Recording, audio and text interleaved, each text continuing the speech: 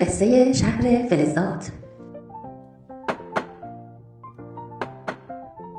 میخوایم فلزی انتخاب کنیم که پل آینده رو باهاش بسازیم. من پایه صنعت هستم. از برج‌ها تا قطارها و کارخانه ها از من نیرو میگیرند. اما اگه آهن زنگ بزنه چه کسی محافظت میکنه؟ من رسانه‌ی برق و گرما هستم. بدون من خانه ها تاریک میمانند. اما آیا برای ساخت پلی مقاوم کافیه؟ نه، من نرمم. باید با دیگران همراه شوم. دوستان، من سبک و درخشنده هستم. در هواپیماها از من استفاده می شود.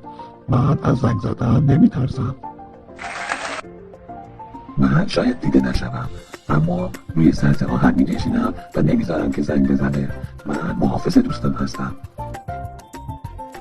فرزندان درخشان شهر فلزات، مدت هاست هر کدام از شما درخشش خود را تنها نشان داده اید، اما هیچ فلزی هرقدر گرانبهاتر بدون دیگران کامل نیست.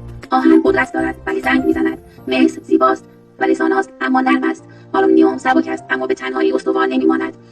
بیایید امروز به جای رقابت دست در دست هم آلیاژ شویم. ترکیب ما، پیوند ما نیرویی خواهد ساخت که نه زنگ میزند نه میشکند، بلکه پیشرفت را میسازد.